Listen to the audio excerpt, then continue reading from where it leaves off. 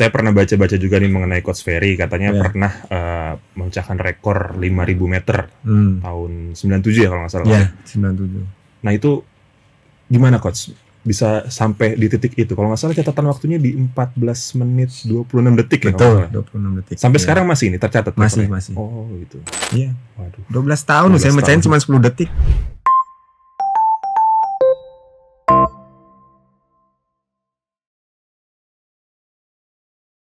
Halo Tribuners, salam semangat. Selamat datang di Molari Podcast. Mari obrolin olahraga lagi. Oke, kali ini kita akan kedatangan salah satu narasumber, yaitu seorang coach. Langsung saja kita sambut Coach Ferry Junaidi. Halo. Apa kabar Coach? Alhamdulillah baik. Alhamdulillah baik ya. Coach lagi sibuk apa nih sekarang nih? Ngelatih-ngelatih aja kah? Atau Ya. ada persiapan? Yang pertama sih ya utamanya ngelatih. Ngelatih. Ngelatih terus ngelatihnya nggak hanya di Jakarta juga, Oh, kadang gitu. di Pangalengan. Oh, Pangalengan. Ada berapa banyak Coach sekarang membernya yang udah berlatih sama Coach nih? Sekitar 30 ada sih. 30. Ya, 30. Itu ada. yang di Jakarta atau di Di Pangalengan? Jakarta. Di Jakarta Kalau di- 30. Pangalengan? Pangalengan 10 lah, kan 10. atlet. Oh, atlet. Iya. Oh, jadi emang buat persiapan ke Jurnas. Yes, iya. Oh, gitu. Ya, sebelum kita lanjut, ini sedikit tentang ulasan mengenai Coach Ferry ini. Coach Ferry ini merupakan salah satu atletik pernah menjuarai gold medal di PON tahun 2020 ya, Coach ya? 2000. 2000. Itu boleh ceritain sedikit, Coach? Awal mulanya bisa mendapatkan gold medal tersebut, mungkin caburnya apa, terus juga mewakili kontingen dari daerah mana, seperti itu. Pertama sih saya ikut PON itu dari tahun 93. Oh, 93. Nah, 93 itu kan awal pertama kali, Mm-mm. tapi belum dapat apa-apa. Mm-mm. Nah, setelah saya ikut di tahun 96 Mm. baru saya menunjukkan Hmm. mendapatkan medali perak dan perunggu. Oh, perunggu. Itu berbarengan dengan almarhum Eduardo Snambodome, Oh, iya. legenda pelari Indonesia. Mhm. Nah, baru di tahun 2000 pertama kali tuan rumah di luar Jakarta, di Surabaya, itu saya dapat medali emas Kategorinya apa itu, Coach? di 10.000 meter. 10.000 meter. Ya, 10 kilo. Oh, 10 kilo. Gitu. Mhm. Nah, itu dan 5.000 meter di dapat perunggu. Gitu. Mhm. Jadi ya pas di itu. Nah, setelah itu tahun 2004, 2008 saya off, 2012 saya ikut.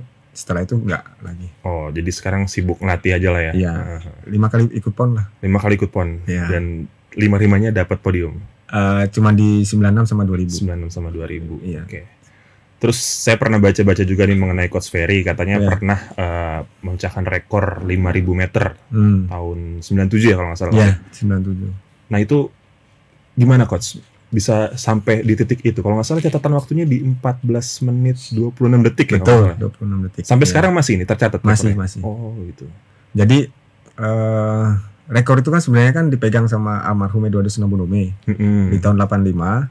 Beliau tuh pecahkannya pada waktu kejuaraan Asia tahun 85. Pertama kali kejuaraan Asia Junior pertama kali di Indonesia. Maksudnya yang diadakan, tapi tuan rumahnya pas waktu itu di Indonesia, di Jakarta 85. Iya. Nah, beliau tuh lari kalau nggak salah beliau tuh di posisi kelima. Posisi kelima. Waktu itu catatan waktu 14.35 dari tahun 85. Nah, itu sampai 96 tuh nggak ada yang bisa mecahin. Nah, 97 sebenarnya saya sebelum kejuaraan itu diadakan yang junior, itu saya sudah mecahkan rekor beliau. Oh. 14.34. Itu di kejuaraan apa, Coach? Pas lagi latihan. Pas lagi latihan. Ya. Oh. Nah, waktu di tahunnya 97, tapi di bulan Agustus saya mecahkan rekornya beliau. Sampai Jadi, sekarang. Sampai sekarang. Belum ada yang terpecahkan Ya, lagi. Jadi 12 tahun tuh cuma 10 detik, Mas. Oh iya. Iya. Waduh. 12 tahun 12 saya mecahin tahun. cuma 10 detik. Iya. Ya Iya, kan? selisihnya cuma 10 detik, Iya, 12 iya, tahun, bener, ya bener. kan? Itu Nah. umur berapa Coach waktu pas mencari rekor tuh? Ya pas 19 tahun. 1920 deh. Oh, 19-20 tahun. Iya. Ya, itu sampai ya saya memang 96 itu kan pecahin beliau. Tapi sebelumnya tuh saya 94 saya juara Asia Junior. Nah, juara Asia Junior. Nah, juniornya itu kejuaraan junior Asia itu kan dimulai tahun 85 di Jakarta. Iya. Semenjak dari sampai 94 itu saya membuat sejarah. Jadi atlet pertama kali atletik khususnya itu yang meraih medali emas itu cuman saya. Dari tahun 85 sampai 94, terus selanjutnya sampai 2000. Itu di kelas junior. Junior Asia. Okay, junior Asia. Junior Asia ya, atletik. Sampai 2017. Baru 2018 dipecahkanlah oleh Lalu. Iya. Zohri. Maksudnya disamakan. Tapi beliau bukan satu kategori istilahnya. Iya, dia kan sprinter. Dia kan sprinter 100 meter. Nah, beliau dapat emas. Terus dia membuat sejarah lagi. Junior medali emas di kejuaraan dunia, ya, tapi junior. Nah, itu. Berarti yang di kejuaraan junior Asia sampai saat ini, sampai detik ini, ya, itu cuma 2 orang yang dapat medali emas. Saya dan Lalu. Gitu. Makanya dan rekor itu kan saya pecahkan di tahun 97 kan 12 tahun dari tahun 85. Nah, alhamdulillah sampai saat ini rekor 97 sampai sekarang hampir 27 tahun belum ada yang pecahin. Wah, luar biasa. Tapi itu nggak niat buat mecahin rekor sendiri nggak? Nggak, saya sih pengennya merasa puas di titik itu maksudnya. Ya saya sih sebenarnya pengennya tuh di tahun-tahun sebelum tahun-tahun ini ya, sebelumnya ke belakangan tuh pengennya tuh ada atlet junior atau runner-runner muda yang bisa mecahin saya, rekor saya gitu loh. Jadi kalau seandainya ada yang bisa mecahin junior saya, berarti junior itu ada kemajuan. Betul. Jadi motivasi juga sebetulnya buat orang lain kan. Jadi ya itu makanya saya melihat kok belum ada yang mecahin gitu loh. Iya. Ya kan 14.26. Memang sih kalau secara kacamata dilihat wah gampang ya 14.26. Larinya yang nggak gampang. Larinya betul. Roby Sianturi dia terbaiknya 14.24. Itu dia udah senior. Iya, 5.000 meter. 5.000 meter juga. Iya. Nah, 12.24. Dia memang terbaiknya di 10.000-nya kan udah 29.50. Gitu. Nah, paling sekarang ini Roby kan mikirnya ke rekornas seniornya. Nah, gitu. Makanya pas dia lagi junior dia cuma di 14.33. Gitu, belum bisa mecahin, dia sampai geleng-geleng. Mas, gimana ya mecahinnya larinya? Karena saya pas mereka itu herannya tuh saya memecahkan rekornya itu tanpa sepatu. Oh iya. Barefoot saya. Di ini lapangan. Di track. Iya, barefoot. Mereka tuh heran, gila, nggak pakai sepatu aja kenceng gitu, apalagi pakai sepatu gitu kan. Sepatu yang khusus kan, ada yang pakai ada pakunya gitu. Tapi kan tahun segitu juga sepatu nggak teknologinya biasa aja pasti. Ada kok, udah bagus. Udah bagus ya. Udah bagus tahun 97 udah mulai maksudnya nggak kayak sekarang. Ya, kalau sekarang kan ada karbon segala macem. Ya, kalau dulu tuh cuman hanya penebalan di sponnya aja. Iya. Itu kalau sekarang kan udah beda jauh lah gitu. Betul. Jam kayak gini aja belum ada. Seharusnya bisa. Seharusnya bisa kan mecahin rekor itu kan gitu kan. Iya. Itu latihannya gimana nih Kos dulu Kos? Sampai emang bener-bener niat, gue pengen mecahin rekor di 5.000 meter junior gitu. Nah, jadi gini kisah saya ya, cerita. Saya ikut jadi atlet tahun 85. Awal mula ikut lari tahun 85, kelas 3 SD deh, 3 ke 4 SD. Di Magelang. Nah, padahal saya lahir di Jakarta. Ini lahir saya di sini dekat ke Petamburan. Oh iya. Iya, dekat sini. Nah, saya pindah ke Magelang tahun 85 ikut lari. Tahun 89 saya pindah ke Salatiga. Ikut Pusdikat. Sekarang ini PPLP kan. Yeah. Nah, pelajar lah gitu. Nah, selama setahun di PPLP itu saya pindah ke Dragon. Jadi tahun 90 tuh saya pindah ke Dragon, klub atletik gitu. Klub atletik. Nah, dari situ itu saya membinai khusus kejurnas atlet. Membina, maksudnya lebih bagus lagi lah gitu. Maksudnya pelatihnya lebih ini kan, karena pelatihnya itu kan dia sudah pernah menyetak atletnya jadi juara SEA Games, juara PON dan sebagainya kan gitu. Nah, saya langsung direkrut aja. Sorry saya potong, berarti itu di bawah organisasi resmi ya? Dia masuk tetap di bawah, di atas namanya PASI. Iya. Itu. Nah, habis itu saya latihan, selang-selang itu. Nah, saya punya jiwa semangat saya tuh gini. Kenapa saya harus bisa lari dengan dia gitu loh. Walaupun hanya berdiri di tempat start. Iya.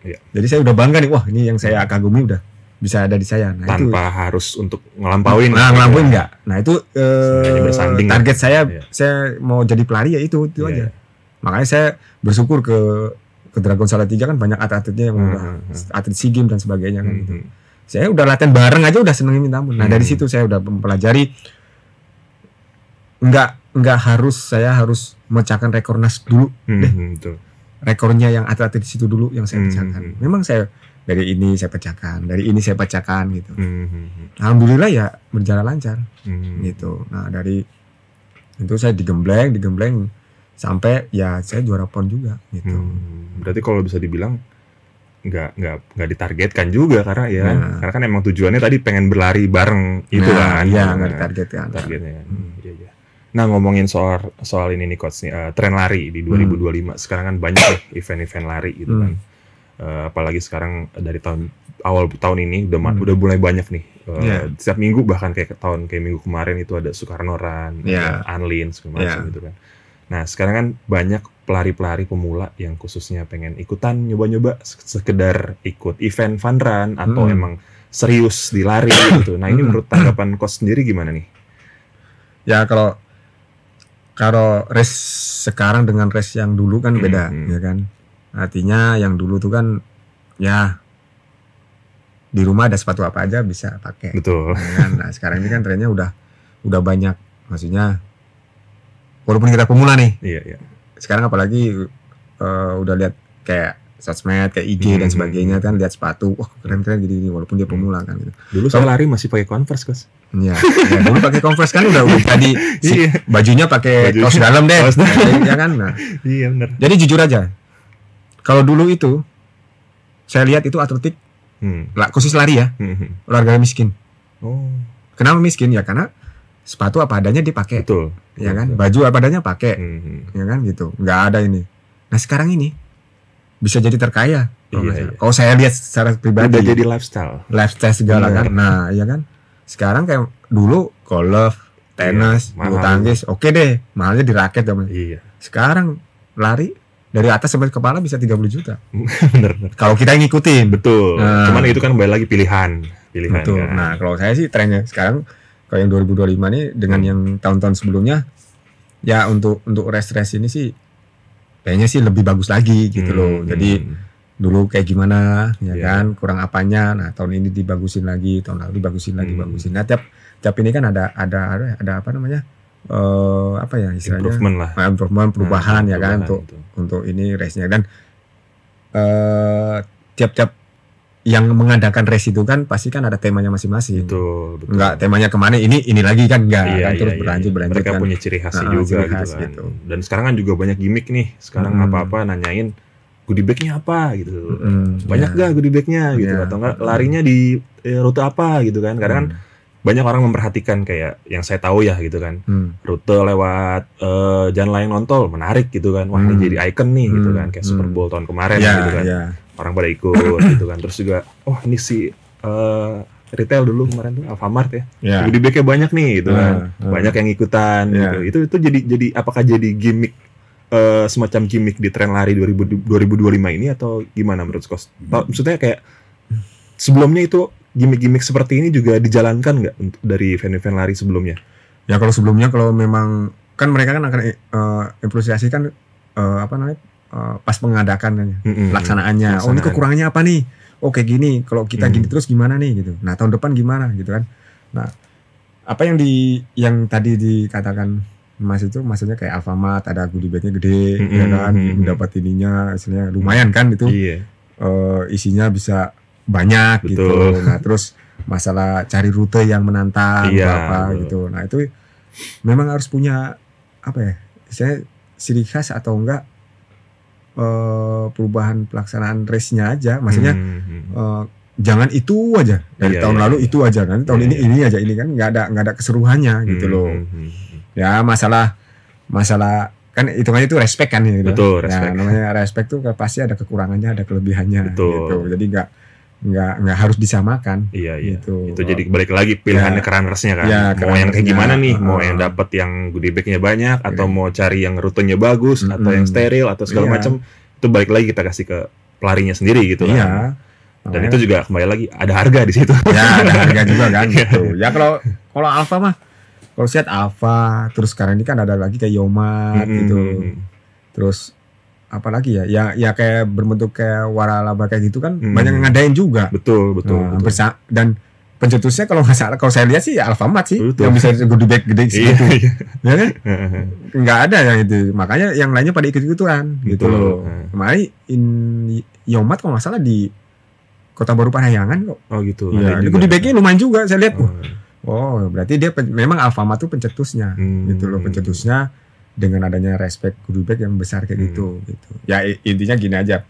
Yang penting maksudnya kalau seandainya kayak masalah orang kan pasti akan menyerbunya kan ke situ. Gitu. Yang penting pembagiannya harus rapi, ngantri gitu. Dan memang ya kalau saya lihat Alfa kan memberikannya kalau lu lari. Kalau lu nggak lari gue nggak kasih. Tapi ya itu aja sih. Cuman kan kalau saya mikir, kalau misalkan mereka mau goodie bag doang, berarti mereka persiapannya kurang nih. Nah ngomong-ngomong soal persiapan, sebelum ikut event lari ini misalkan kayak pelari-pelari baru ini, apa sih coach yang harus dipersiapkan nih? Kalau menurut saya dari pola latihannya kah, atau dari nutrisinya, atau kayak gimana programnya yang pernah coach jalanin ke member-member coach deh selama coach ngelatih gitu. Kalau saya sih pertama tuh untuk yang melatih apa namanya pemula itu pasti akan saya tanyakan. Goalsnya mau apa? Goalsnya apa? Targetnya apa nih? Mau ikut apa? Kan biasanya kadang orang kan beda-beda. Betul. Ada yang udah percaya diri nih. Gue mau ikut 5 kilo nih coach. Di race ini gitu. Oh ya udah. Terus pasti akan tanyakan, kamu udah pernah cedera di mana? Udah pernah rasakan cedera nggak? Gitu. Betul. Udah ada istilahnya ya maksudnya di kita ini ada cedera serius apa enggak atau masuk dalam atau luar gitu. Weakness-nya diketahuin dulu ya. Diketahuin dulu atau gimana gitu. Nah, itu pasti kan ditanyain dulu gitu. Betul. Nah, untuk yang pemula sih kalau saya sih programnya cuman dikasih sesuai dulu kemampuannya dia sendiri dengan kondisi yang dia ada gitu. Nanti kan pelan-pelan kan bisa dinaikkan volumenya, intensitasnya, repetisinya gitu kan, naik pelan-pelan gitu. Dan seorang pelatih itu pasti mintanya performanya kan di pas di race. Jangan di pas latihan. Latihan tuh hanya untuk bahan evaluasi untuk menuju program selanjutnya dan ke race gitu. Jadi jangan maksudnya jangan langsung di push gitu. Jadi pelan-pelan tuh apa gitu. Ikutin apa yang dia mau. Step lah gitu kan. Apalagi pemula tuh kadang-kadang dia pengennya ini, pengennya itu kan. Terus pengen nanya ya saya juga pernah apa namanya?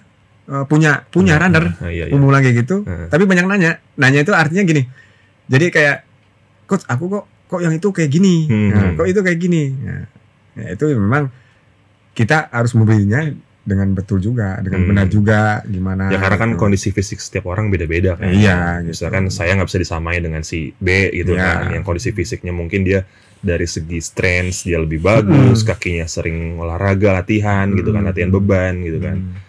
Mungkin beda juga dari situ kan, jadi kita nggak bisa disamain. Nah itu kalau misalkan ngomong-ngomong soal latihan, program-program apa biasanya ke coach jalanin untuk program mencapai, misalkan saya mau latihan, mau ikut kejuaraan 10K gitu kan, pengen nyampe PB gitu misalkan di PES 4, nah itu gimana persiapannya? Apakah program latihannya seperti apa, kayak gitu-gitu, kayak gimana coach? Ya kalau udah ada targetnya kan kita istilahnya seorang pelatih itu gampang lah gitu. Nanti gampang kan dia minta target semua, saya 10 kilo 50 menit pengen masuk target goalnya 50 menit gitu. Nah jadi dihitung-hitung, semuanya dihitung. Nah catatan waktunya, terus terus dikembalikan dulu lagi ke yang mau dilatih. Bisa nggak segini? Waduh kok gini, balikin lagi. Nanti dibuat lagi gitu. Ini segini bisa nggak? Nah, udah. Kalau dia oke, ya udah jalankan. Jadi saya tuh akan memberikan latihan-latihan sebenarnya sih biasanya itu latihan kan kayak ada drill, ya kan, strength training, drill, basic drill, strength training, terus kecepatan dan apa.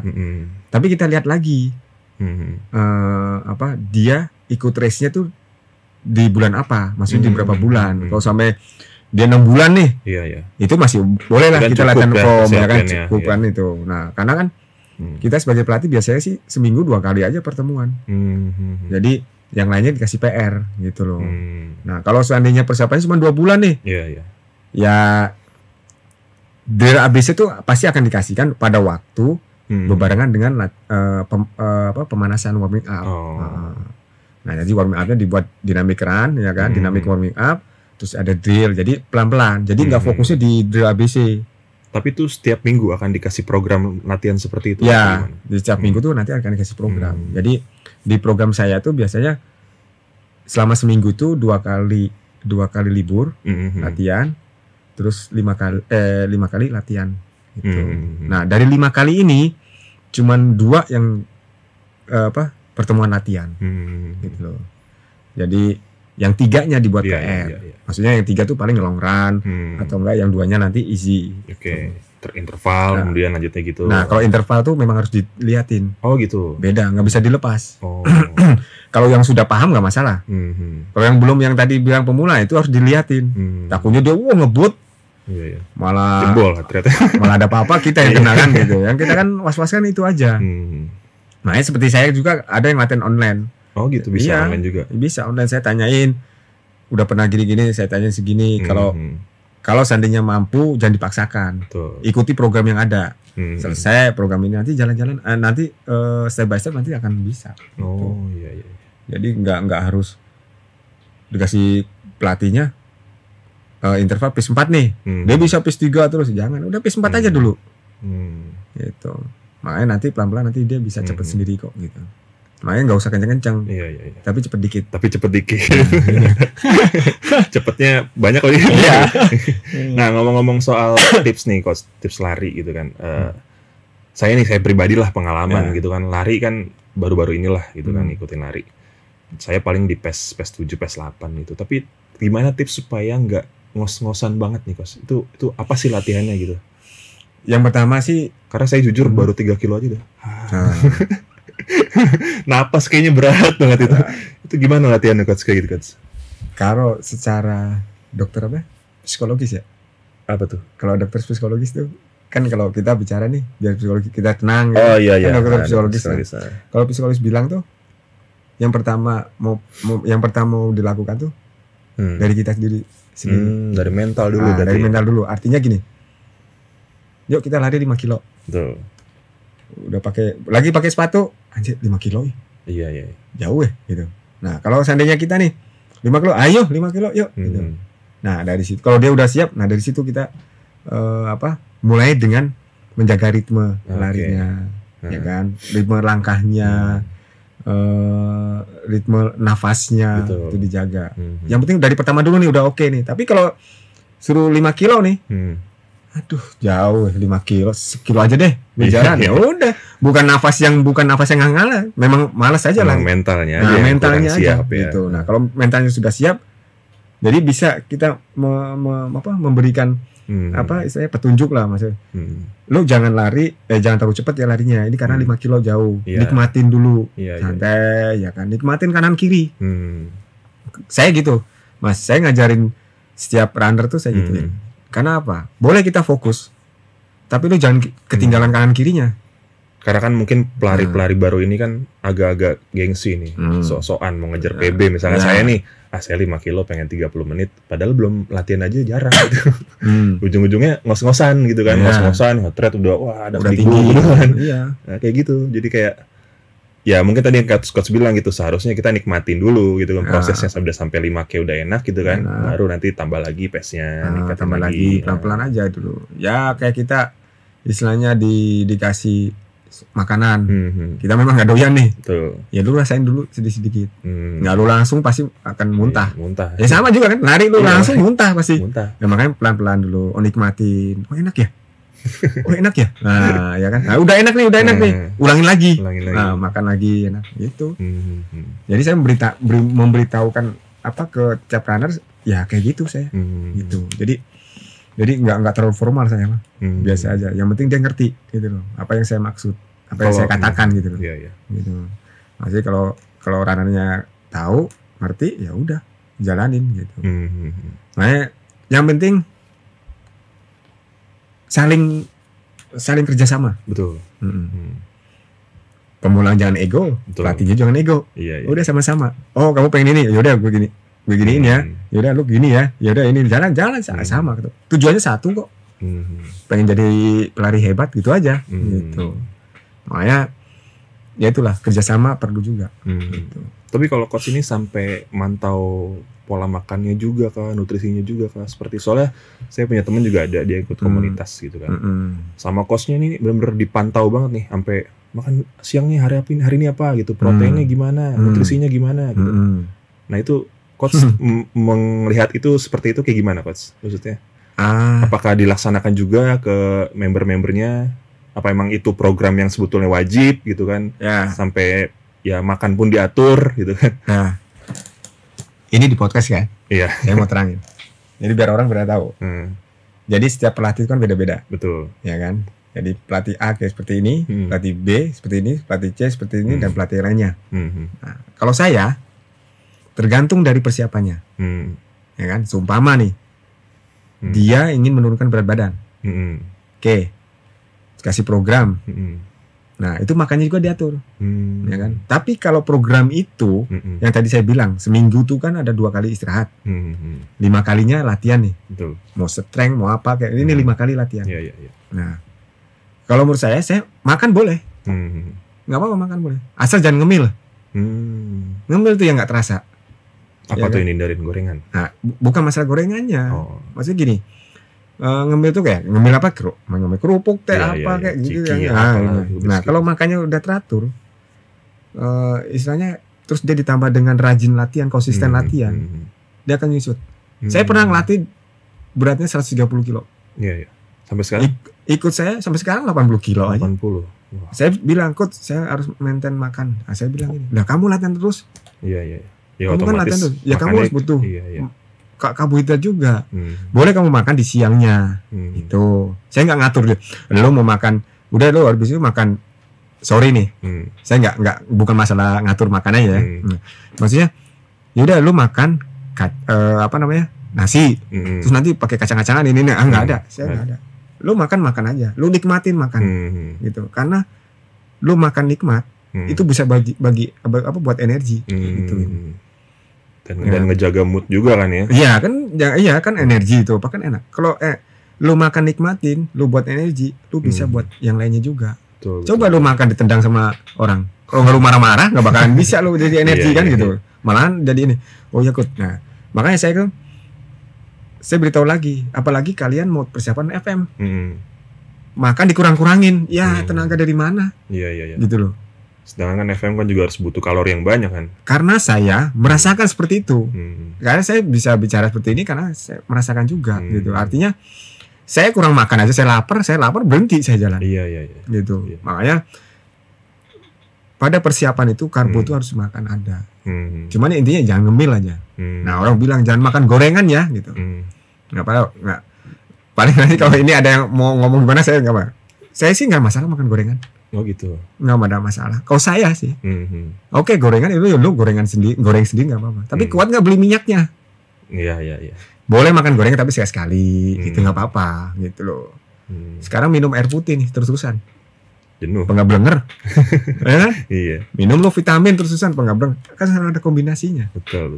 Ya nggak mungkin harus istilahnya dilarang makan gorengan. Ini dilarang. Lo makan di restoran. Lu nggak tahu di dapur masaknya pakai apaan? Iya, sama aja kan? Iya, makanya kalau pengen bersih lu masak sendiri. Betul. Iya kan? Ini masak gitu. Itu kalau dari saya, pemikiran saya. Gitu. Karena saya benar-benar dari atlet. Saya tahu, oh saya sakitnya seperti ini, oh ya kayak gini. Oh saya cedera kaki kayak gini, oh saya harus kayak gini, gitu loh. Dan saya berikan ke yang saya latih. Betul. Saya seperti ini. Memang metabolisme dan tubuh kita tuh nggak sama karena ya kan beda-beda. Cuman kalau cederanya sumama, oh gue blister, oh aku sisplin, ujung-ujungnya sama juga kan. Oh terapinya di sini, terapinya kayak gini sama gitu. Gitu, nggak ada yang istilahnya lo blister, sisplin, terus terapinya kepalanya di gini, ya nggak mungkin lah gitu kan, harus berarti kan sama. Gitu. Iya. Makanya saya kalau masalah tentang makanan itu saya tidak pernah bilang. Memang ada yang nanya, Kus makan gimana? Ya kalau kamu latihan konsisten terus, ya makan tetap. Ya kan? Ya kalau bagusnya pagi lo sarapan biasa aja, maksudnya buah, ya kan, atau nggak sayuran aja, ya kan. Terus siangnya kamu harus makan nasi, karbohidrat itu perlu, wajib. Malamnya kamu makan apa, spaghetti itu apa, yang protein itu apa, itu nggak apa-apa. Gitu. Mau nasi juga nggak apa-apa, tinggal tergantung besok tuh latihan apa. Gitu. Nah kalau besok long run terus nggak makan ya nggak mampus lah. Kayak gitu. Iya benar-benar. Iya, karena kalau kurang makan zat kita pada saat lari tuh kurang garam bisa ini juga. Gitu. Nah saya juga kram lah ya. Iya, saya juga beritahu mereka kalau latihan yang biasanya kan ada saya yang latih malam. Kalian kalau udah latihan nih malam-malam nih ya, coba kalian pulang ke rumah, ya kan, masak air panas, kasih garam, mandi, ya kan, kasih garam mandi. Nah, kok kasih garam kok gitu? Ya lu kan ngeluarin garam latihan. Coba lu keringat dulu jilatin asin nggak gitu? Oh iya bener ya, mandi pakai garam, itu kembaliin lagi biar nanti istirahatmu tuh nyenyak, besok bangun paginya tuh seger. Nah, itulah metode kuno saya seperti itu. Gitu. Makanya saya buat apa namanya apa ya, kayak orang bilang tuh, kayak pelatih bilang tuh, memberitahukan tuh, Coach Ferry ini memberitahukan kayak orang, kalau bilangnya kayak orang kampungan ya, tapi yang penting jelas gitu aja. Saya seperti itu. Gitu. Berarti kesimpulannya makan apa aja tergantung program latihan seperti apa. Gitu. Ya asal jangan melebihi kapasitas gitu aja. Nah, menurut soal makanan nih, menurut Coach suplemen itu penting nggak? Kalau saya suplemen penting karena itu kan suplemen kan menambah. Iya. Ya kan? Kayak kita misalnya makan sayur-sayuran, vitaminnya apa di sayuran tuh vitamin A, B, C-nya oh segini aja. Tambahin lagi deh suplemen vitamin dari itu kita beli, ya kan. Jeruk, kita makan jeruk, ya kan. Oh ini segini. Kalau kita nambah lagi beli yang vitamin C-nya gitu loh. Berarti sesuai dengan kebutuhan aja. Iya, sesuai gitu dengan kebutuhan gitu. Iya. Soalnya karena kan saya juga lagi ada program bulking gitu kan. Saya juga latihan strength juga lah gitu. Ya kadang jenuh juga nih makan dada ayam. Setiap hari dada ayam akhirnya ya udahlah. Bukan masalah jenuhnya, Mas. Dompetnya jenuh. Wah, itu. Gitu kan? Tapi itu better dibanding beli suplemen. Suplemen kan lumayan juga, beli susu protein segala macam ya, walaupun sekarang udah banyak yang murah lokal ya kan. Karena bisa alami juga sih. Oh gitu. Bisa jadi alami. Maksudnya kita kan badan gede kan, ya memang bisa ngebentuk cepat kan dari suplemen juga bisa gitu kan. Ada yang murni langsung dia bisa gitu. Saya aja disuruh gemuk-gemuk, waduh nggak bisa saya gitu. Mau kasih suplemen gimana ya nggak bisa. Dari niatnya juga kita juga. Iya. Gitu. Sama aktivitas juga Coach misalnya. Iya. Apalagi kerja itu kan nggak sempet makan segala macam. Wah Mas, buat program latihan tuh nggak segampang orang ini kayak kerja apa gitu. Mendingan gue kerja jadi OB. Nah, aku set beres sudah tahu nih kerjaan gue. Ini buat program salah. Kan gimana ulangi lagi. Saya buat program sampai jam 2 malam loh, Mas. Iya. Tiap akhir minggu lah maksudnya, tiap akhir pekan itu. Saya buat program sampai malam. Saya buatin ini. Udah. Tidur kurang. Nah, bukan mikirin keluarga, mikirin orang kan. Gitu. Ya mau gimana lagi kerjanya kan gitu. Oke, lanjut nih Coach. Menurut Coach nih perlu nggak sih pelari baru ini ikut bergabung komunitas? Sementara kan kebanyakan nih sekarang komunitas-komunitas di Jakarta yang punya base di Jakarta Timur, Jakarta Utara, yang punya program latihan lari sendiri gitu. Menurut Coach penting nggak sih? Maksudnya? Perlu nggak? Ya kalau saya sih oke-oke aja nggak masalah. Pemula tuh dia ikut komunitas. Yang pertama dia bisa mengenal istilahnya tentang lari gitu loh. Terus yang kedua dia punya banyak teman. Iya. Ya kan? Jadi semangat latihan. Semangat. Ya, kalau sendiri bete juga. Bete kalau sendiri. Ya kan? Mau ikut event, aduh sendirian nih nggak enak gitu. Karena kan kalau kan beda-beda juga sih. Kalau ada orang yang senang bareng-bareng latihannya, ada yang gue ini aja deh sendiri gitu. Kadang-kadang dia sendiri tuh apa malu atau hal yang lainnya gitu. Memang kalau bareng-bareng sih enak gitu. Nggak apa-apa ikut komunitas karena kan latihan komunitas tuh dia nggak seperti latihan yang privat. Nah komunitas itu kan latihannya yang orang bisa gitu loh. Kayak drill ABC biasa. Drill ABC itu bukan ABC-nya aja. DEFZ-nya tuh dia belum tahu. Ada banyak sebenarnya. Iya. Ya karena kan sama nih. Sama terus kan waktunya kan nggak mungkin ini. Kalau sendiri kan kita bisa gitu loh. Iya. Kalau bersama kan pasti oh yaudah ABC-nya aja deh, yang dasarnya aja dulu. Kayak strength-nya kan pelan-pelan gitu. Karena ikut komunitas juga ya buat penyemangat. Ya lumayan juga Mas kalau dapat kayak misalnya dia udah lama ikut komunitas A gitu kan. Tahu-tahu dapat ada apa slot gratis tuh lumayan gitu. Mereka ini nggak ada masalah juga sih. Kan, gitu. Bagus sih kalau ikut pemula. Nah dia kalau pengen misalnya pengen gue pengen bagus lagi deh, cari pelatih gitu. Biasanya seperti itu sih, gitu. Oh jadi biasanya kalaupun mereka ikut komunitas emang kalau misalkan pun udah niat mereka cari pelatih sendiri gitu. Iya kalau udah niat tuh mereka cari pelatih sendiri gitu. Oh ini kalau enggak dia kenal pelatih yang ada di komunitas itu, minta atau teleponnya, nanya atau gimana bisa nggak ngerti di luar dari ini gitu. Itu. Enak kalau ikut apa komunitas sih. Banyak hal-hal yang terbaru. Oh gitu. Contohnya yang terlupakan ditinggalkan. Contohnya kayak gimana tuh? jadi ikut ini nanti, ikut lifestyle-nya juga kadang-kadang gitu. Enak kalau apa namanya?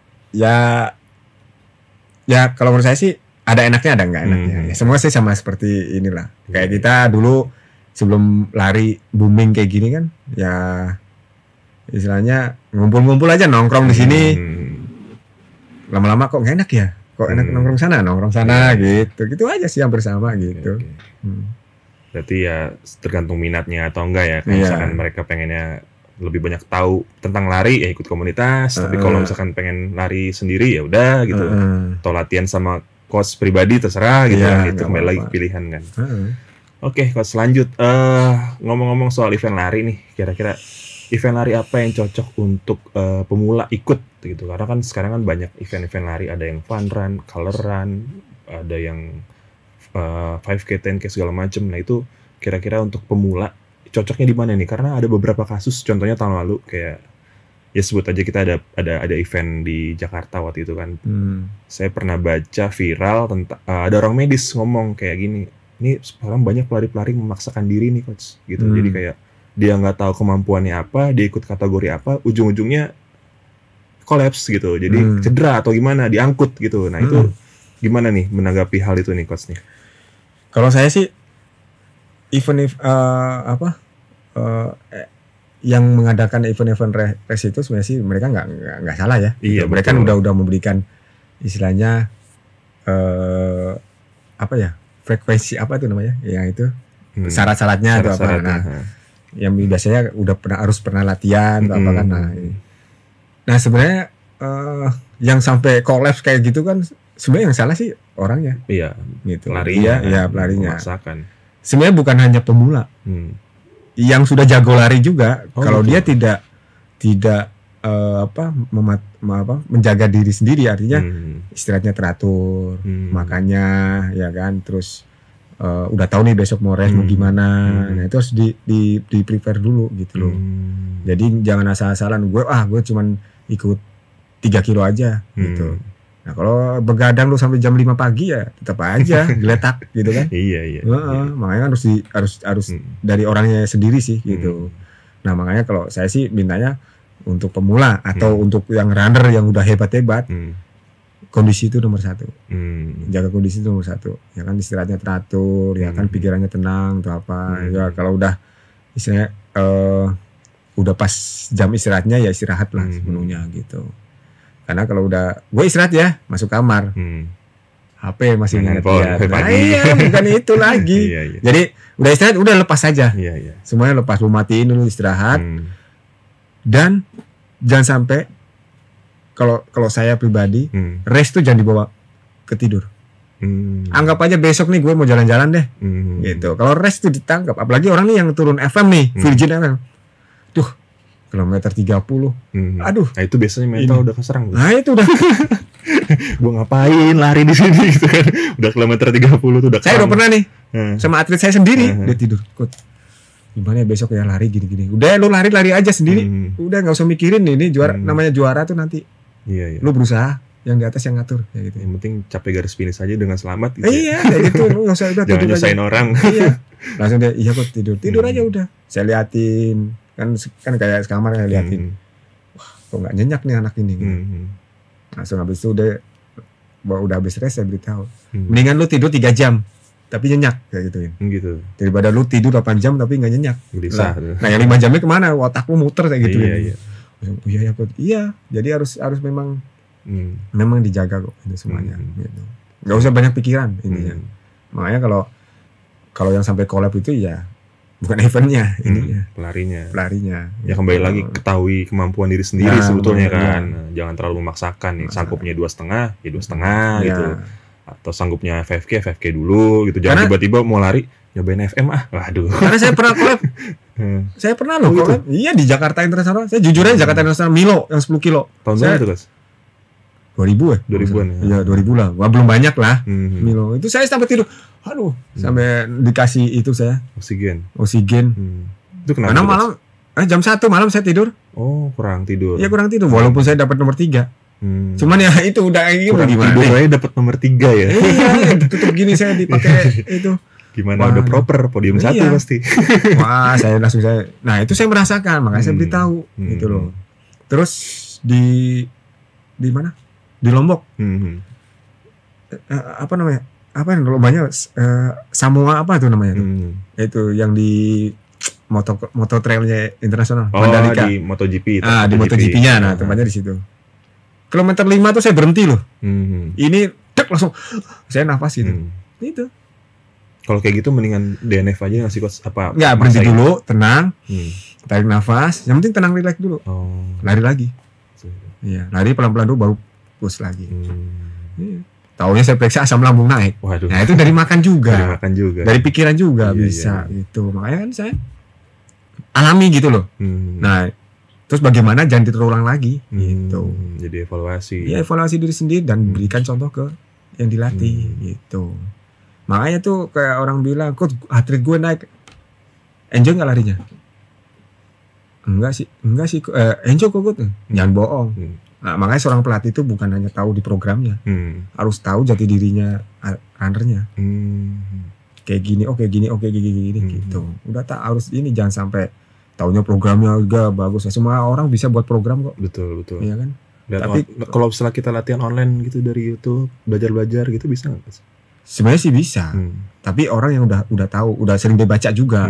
Kayak gini nih. Ya sebenarnya sih udah dibaca sih gitu loh. Jadi kalau yang dilatihnya, ya itu saya beritahu ke mereka tuh, ya itu kalian kalau latihan ya harus enjoy gitu. Saya bilang gini, kalian jalan nih dari kamar, keluar hotel, ke tempat start, garis start. Atlet biasa aja. 10 meter lu terima telepon, yang kita putus ya, selesai, atlet lu naik langsungan. Ya kan? Itu cuma sepele aja. Penyebab. Itu kasarnya gini.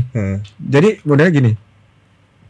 Dia udah 90% atau 99% deh. Karena cuma 1%. 1% cuman yang kita putus ya hari ini, kita nggak jadi. Kacau deh. Iya. Itu kilometer 15 aja belum tentu nyampe pasti. Anjir, gue ulang gimana? Gue ini finish virgin, gue pengen beritahu ke dia nih. Gitu kan, taunya udah. Itulah, itu permasalahan seperti itu semuanya ada psikologis. Intinya harus tenang, mental juga harus terjaga kan. Iya. Makanya bisa ini juga aja kayak ya orang kadang-kadang ada yang udah istilahnya bagus nih, ya itu tapi psikologisnya pas lagi start lagi kena dia jengkel, udah paksain, bodo amat deh gue lari, padahal nggak boleh kayak gitu loh. Udah lu lepas aja, lu fokus ke larinya, fokus dari diri sendiri gitu. Nah kayak gitu tuh yang harus dipelajari. Saya sering ngajarin seperti itu. Itu nggak ngajarin tekniknya doang, semua orang teknik mah pasti lama-lama pasti akan bisa. Gitu. Itu aja sih Mas. Oke. Selanjutnya kita akan masuk lagi nih Coach ke segmen mau bahas, yaitu mau lari bahas sesuatu mengenai artikel. Nah di sini ada beberapa artikel-artikel yang mungkin menarik nih, yang mungkin kita bisa bahas, yaitu adalah berita dari Tribun nih, mitos atau fakta olahraga malam bisa menyebabkan paru-paru basah. Nah ini menurut Coach gimana nih? Memang benar sih. Benar ya? Bisa paru-paru basah karena udara kan rebutan. Oh gitu, iya. Ya kan. Kalau pagi kan mereka dari nasib dari alam tuh kan dia lebih fresh, refresh kan, enak. Kalau malam kan mereka rebutan. Terus plus sama karbohidratnya kan, udara sudah ini. Kalau pagi kan masih fresh kan gitu. Berarti latihan pagi lebih baik, jauh lebih baik dibanding latihan malam. Iya, lebih enaknya gitu. Tapi sekarang masih banyak orang-orang yang latihan malam kan karena nggak ada waktunya. Iya. Karena kan kita juga nggak menyalahkan lu harus latihan pagi. Ya, bukan harus enggak. Maksudnya lebih bagus latihan pagi. Tapi kalau nggak bisa sore nggak masalah. Malam juga nggak masalah karena waktu yang lainnya kan digunakan tuh yang hal yang lainnya juga gitu. Paling intensitasnya aja kurangin gitu. Oke, lanjut. Makan sebelum olahraga bikin sakit perut. Nah, ini mitos atau fakta nih, guys? Kadang iya, saya juga pernah pas ngalamin di sini perut sakit banget tuh kalau hari itu. Kenapa tuh? Kadang ada mitos, kadang ada fakta.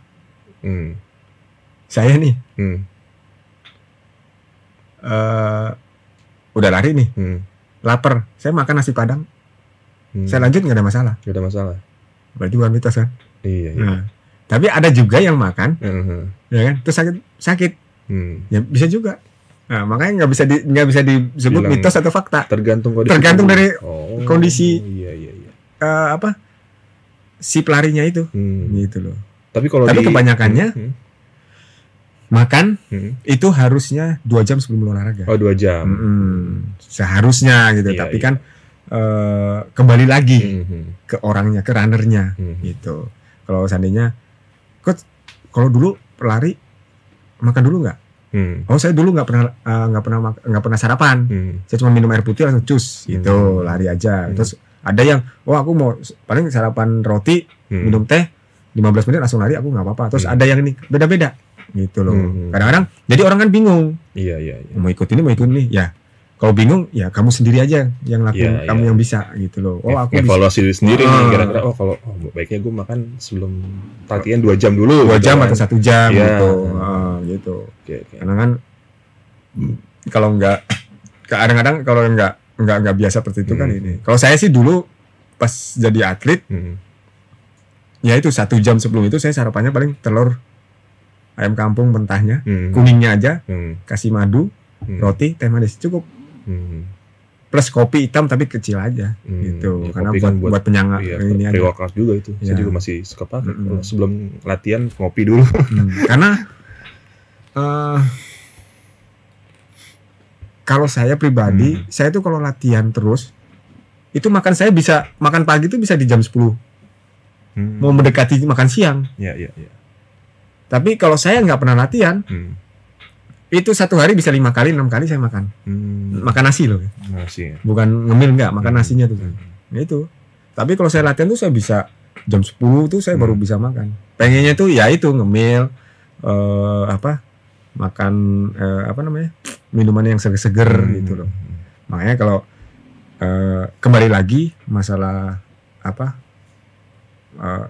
mau olahraga tuh makan atau nggak usah makan gitu. Iya. Makan dulu atau sebelum latihan atau sebelum latihan gitu. Itu terserah dari ininya. Kan beda-beda. Tapi biasanya untuk menjaga istilahnya hal-hal yang tidak diinginkan kayak lambung gitu atau ya makan dulu 2 jam sebelum latihan. Ya 2 jam, tapi makannya jangan yang berat gitu, yang ringan-ringan aja gitu. Kira-kiranya mudah dicerna lah gitu. Itu bagusnya gitu. Lanjut, cegah radang sendi dengan olahraga lari. Nah, ini untuk mungkin yang pengen olahraga sekedar bugar, cuman pengen untuk investasi juga di masa depan supaya semangat jalannya lah gitu kan. Kadang-kadang sekarang umur 40-30 aja itu kan radang sendi segala macam. Nah, ini bener nggak nih coach nih? Sebenarnya sih kalau menurut saya radang sendi itu intinya gini, orang yang nggak pernah olahraga, dia diem aja, jalan aja dia udah, aduh sakit ya sendi saya, aduh sakit karena nggak pernah digerakin. Segala sesuatunya kalau nggak pernah digerakin atau nggak pernah dipakai pasti akan terasa. Iya. Gitu. Dari proses penuaan sendiri sebetulnya. Iya, gitu. Ya entah itu mereka mau jalan santai atau segala macam, yang intinya bergerak aja. Iya, bergerak. Kalau udah terbiasa bergerak, contoh kayak saya nih, saya sering lari terus nih. Betul. Terus saya libur seminggu, badan saya kayak digebukin. Oh iya. Nah, mendingan saya lari pelan-pelan, tapi harus ada gitu loh. Disesuaikan dengan kondisi yang saat ini gitu. Karena kan sebetulnya badan udah terbiasa nih, tiba-tiba off. Jadi udah penyesuaiannya jadi berantakan lagi gitu kan. Iya. Ya kalau olahraga mencegah radang sendi kan kita kan olahraga kan sehat. Kan semua kan berjalan terus kan gitu maksudnya. Metabolisme di badan tuh terus gitu. Enggak diem gitu. Coba Mas duduk santai di AC, nggak panas, nggak apa gini ya. Nah, penyakit pasti datang. Bener. Padahal bersih tempatnya, ya kan? Nah, iya. Harusnya gerak aja. Iya sih, saya juga ngalamin sih. Maksudnya kan saya kan sekarang lagi nge-gym juga. Kadang kalau misalkan seminggu udah off nih, badan rasanya kayak kurang, gimana gitu. Walaupun ya udahlah, paksain aja gitu kan. Cuma push up doang di rumah. Kadang kan kalau lagi nggak fit kan saya nggak pergi ke gym, ya kan. Kayak enak juga gitu kan badan. Ya udah push up aja di rumah atau pull up atau apa gitu. Karena saya mempelajari gerakan maksudnya kayak sendi-sendi yang sering sakit atau apa, nah, jarang-jarang gerak. Saya mempelajarinya itu bukan di olahraga, di pekerjaan orang lain, pekerjaan yang lainnya. Kayak dia kerja kasar, maksudnya dia sering ngangkat apa, ya. Terus dia biasanya ngangkat beras, terus kadang dia ngangkat buku, beda kok. Jadi biasanya aku ngangkat ini, sekarang duduk-duduk aja nih, beda udah. Udah rasanya pengen ini gitu. Jadi ada inilah, ada apanya ya, maksudnya proses adaptasi baru. Adaptasi barunya gitu. Dan itu tubuh juga bakal menyesuaikan sendiri sebenarnya. Iya. Oke. Nah, ini ada lanjut lagi nih. Hanya 5 menit dengan olahraga lari buat Anda sehat. Nah, ini menurut Coach gimana nih? Jadi kalau orang yang benar-benar sibuk banget nih, nggak sempat olahraga, atau kira-kira mereka nggak cukup waktu buat ikutan lari atau mau olahraga lari, 5 menit cukup nggak buat kira-kira menjalani pola hidup sehat? Cukup sih. Cukup ya? Ya, tergantung nanti cara larinya. Gitu. Kalau larinya ketik. Beda juga kan nama intinya. Iya. Kalau larinya 5 menit speed aja, gitu. Nah itu nggak tahu sehatnya kemana tuh nantinya. Ya intinya, yang penting kita olahraga, walaupun bilangnya istilahnya, wah belum ada 5 menit nih, ya kan? Nah udah nggak apa-apa. Yang penting badan digerak. Gitu, jangan diem. Gitu, karena gerakan badan untuk olahraga dengan gerakan badan saat kerja itu beda. Betul. Gitu, makanya 5 menit aja udah cukup sih, nggak masalah gitu. Yang penting dia gerak gitu, kayak kita senam-senam gini aja. Iya, stretching. Nah, stretching. Ini udah gerak gitu. Beda dengan 5 menit lu buka buku. Depan laptop terus gini. Gitu, itu beda. Handphone, handphone gitu. Nah, itu bukan olahraga, tapi kalau dia gini, tuh dia tarik-tarik, terus gini-gini, itu 5 menit gitu udah enak badan. Berarti untuk yang mau mulai olahraga, mulai 5 menit aja dulu gitu. Nah, 5 menit dulu deh gitu. Nanti dia akan terasa, wah nambah lagi, gue pengen ini deh, gue pengen ini. Nah, gitu. Terbiasa lah. Iya. Oke, next. Oke, udah habis. Lanjut nih Coach, pertanyaan mengenai pesan-pesan terhadap pelari pemula yang kira-kira mau ikut event lari di tahun 2025 ini seperti apa Coach? Pesan-pesan saya sih, yang pertama jaga kondisi, ya kan. Dan kedua, ikuti event-event yang sesuai kemampuan. Terus yang bagus deh. Artinya bagus tuh ya para runner pasti udah tahu lah. Bagus tuh untuk semuanya kan gitu. Terus kalau memang belum ada program latihan, ikuti teman-teman yang sudah ada gitu loh. Atau enggak ikutin komunitas gitu. Nah, yang penting ya itu sih, jaga kondisi. Enjoy. Ya, jangan terlalu kepikiran tadi. Jangan kepikiran, terus jangan apa? Sama ngejaga mental juga tuh. Ya, jangan ikutin tren yang ada yang bilang, lu jauh-jauh, masa cuma ikut ini? Harus ikut FM dong. Iya. Itu harus ditunda. Itu kompor. Ya, kompor itu. Kompor banget. Terus kata-katanya harus apa namanya? Harus ditahan dulu deh gitu. Biasanya kayak gitu. Jauh-jauh aku cuma 5 kilo. Enggak usah runner, saya aja disindirin. Oh gitu. Iya. Ikut apa? Ikut 10 kilo. Jauh-jauh 10 kilo. FM dong. Aku tuh nggak cari FM-nya, nggak cari jauhnya, cari cuannya kayak cari gitu. Cuannya. Udah diem semua. Iya juga benar. Saya nggak cari FM-nya, cari cuannya gitu kan. Oh udah langsung. Gitu sih. Berarti next apa nih buat Coach Ferry ini untuk event-event lari yang akan datang, persiapannya apa aja nih? Yang pertama itu Embaran tuh di Malang, tanggal 26 Januari. Kalau saya kan udah master Mas. Oh iya. Saya kan udah 47 kan. Nah, saya nyari masternya, bukan nyari yang seperti dulu lagi. Iya. Ya, sekarang nyari yang baru. Master kompetitif nggak sih Mas? Oh, kompetitif. Lumayan. Wah, apalagi yang usianya 40. Oh iya. Agus Prayogo aja tahun ini udah 40. Oh, dia udah masuk deh. Iya. Saingan dong. Tapi dia bulan Agustus. Oh gitu. Kita kan udah tahu. Nah, kita carinya yang 45 ke atas. Oh iya. Nah, saya di Embaran sama di Pengayoman nanti tanggal 23 Februari sebelum puasa. Kelas master. Oke, sukses terus, Coach. Sama ikut ini saya sebelum ke Pengayoman seminggu mundurnya itu ikut Tintoran gitu. Tintoran.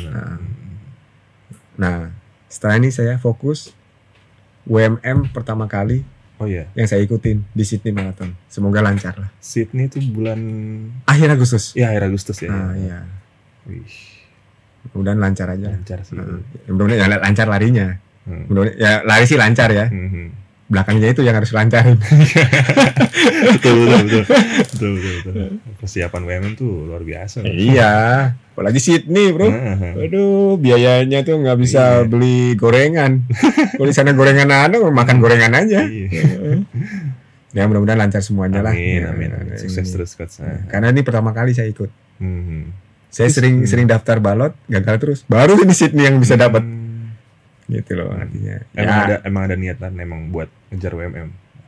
Ya, cuman saya sih jujur aja saya di WMM tuh nggak ngejar target terus wah.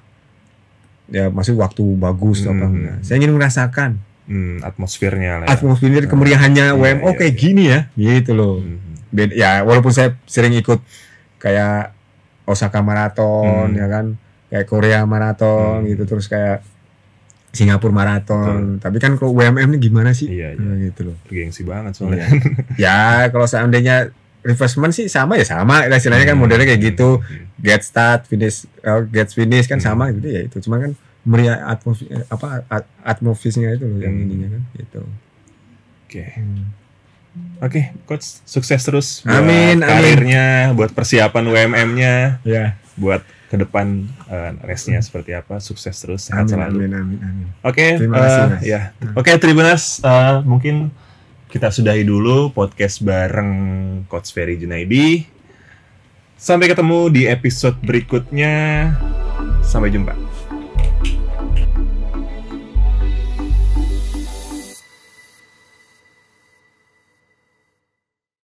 Terima kasih sudah nonton. Jangan lupa like, subscribe, dan share ya.